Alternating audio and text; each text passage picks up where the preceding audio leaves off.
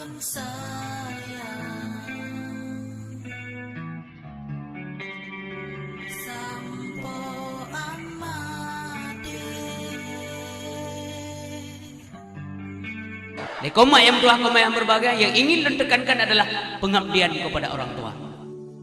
Urun silon hanale diku ke banjara, mudoa kepada mereka, mudoa. Lili semayang atau barang kajian mereka mudoa tapi Allahumma ya Allah nampampun dosa ummi lon nyam-nyamak dan alih. Nampujo adab kubu Nabi Allah bulwa kubu penguh kubu lampu sampung akhir masa. Allahumma ighfir laha warhamha wa'afiha wa'fu anha wakrim nuzulaha waj'alil jannah maswaha ya rabbal alamin. Nyaman nama kaif. Ayat analim nanjid ya Allah Nabi abilon ya Allah bulwa kubu penguh kubu ya Allah Nabi nikmat kubu. Berdoa sabi-sabi ke ayah dan umi. Nyamnya hanale dan mensedekah lagi mensedekah malamnya. Lagi mensedekah malamnya niat pahala kurunci. Mantang udep santuni mereka. Baik ni apa mengkleh ni abah lain baik. Baik ni apa dua lain baik. Kibanjit li rumah tanya apa dua. Tatemiangi yang urang malam, tengah malam dah tatemiangi yang mak dia. Mak orang yang hanale daya.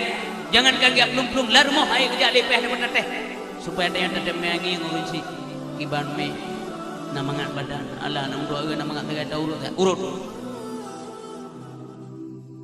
ana tapi bu kalau maju je bu kerah je lepas dia lebih je mam dua peh jaro dua bahagia atas tapi bu kemak baju kote dua cukup trek ke bu pada kedai kote banyak tidak sanggup terbalas jasa orang tua.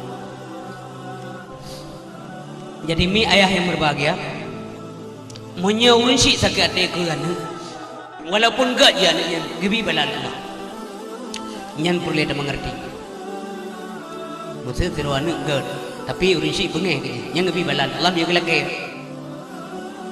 maka kepada urinsi lu ingatkan bersakit tak ada kan bet sakit berdoa berukan mungkin bengeh ni tak bet berdoa keji malam-malam lu sembahyang tahajud mu ba Allah ya Allah anak lu nubu ya Allah Nabi bersadar je bituri lu ni Allah baik berkecewa lu ni Allah kena anak yang buat saya sakit hati ibu lalu maka ada berdoa bro ke je yang hanya bahkan kamu doa punya doa bro lalu doa orang ketung laju Allah doa orang tua itu keramat doa orang syik keramat di dunia ada tu punya gedung punya terima tengok orang